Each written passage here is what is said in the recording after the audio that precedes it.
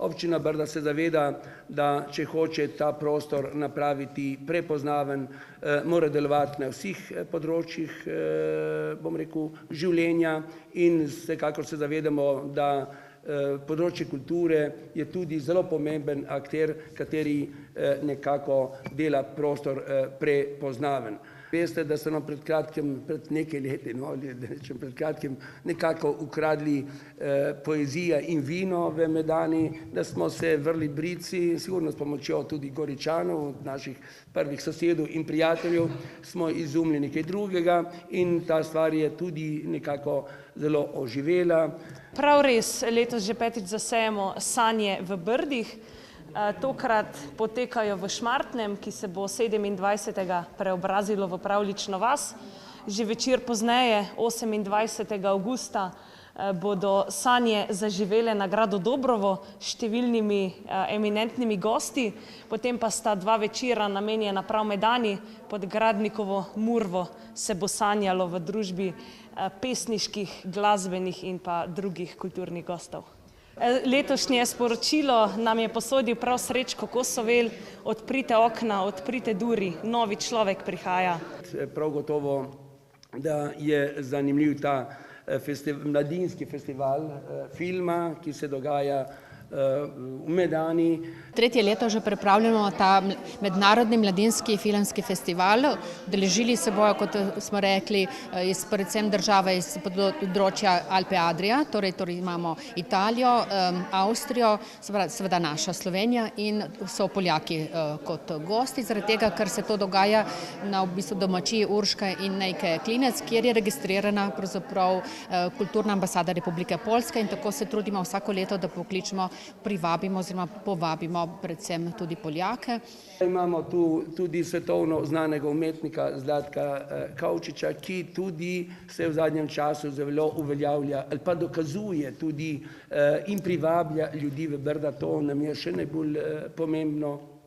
Lansko leto je bila rdeča nit saksofon, tenor, saksofoni, letos rdeča nit je glas. Torej začnemo festival zelo zanimiv, prvi dan v cerkvi Svetega Martina, na cerkvenih orglah in glasu.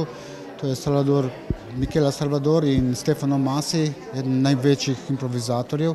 Mislim, da bo izjemno lep večer in zelo presenetljiv večer, na kar po koncertu bo nastop orkestra Brez meja.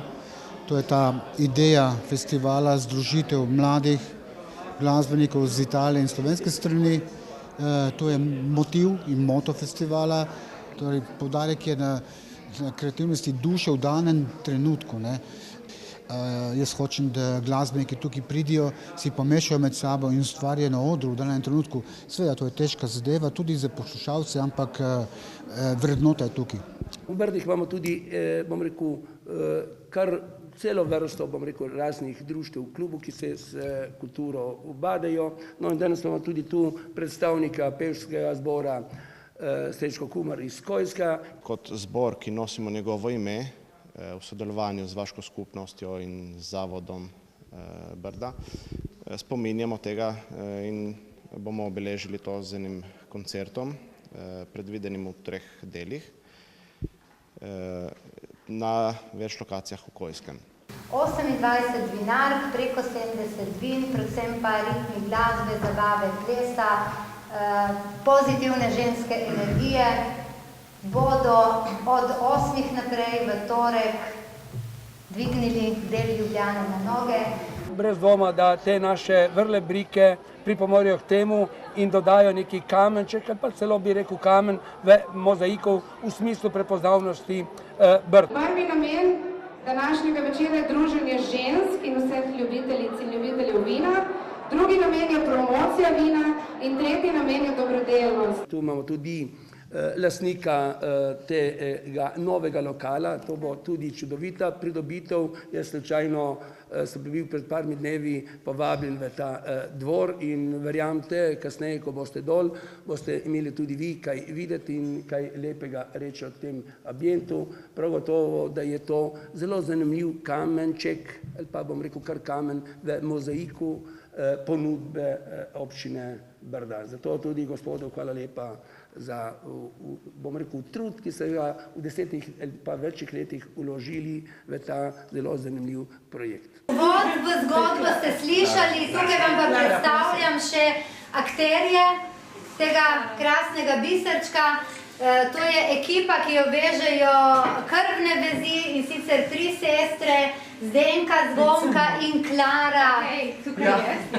In Klara z strokovno podporo, predvsem arhitekturnega znanja gospoda Mitje Trudna. Žagar je on. A ja, ga niste prženili?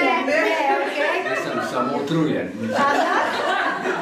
Jaz bi se te priliki zahvalil zavodu, TIC-u in vsem tem akterjem, ki ste se pozitivno odzvali in se vključujete v te naše dogodke.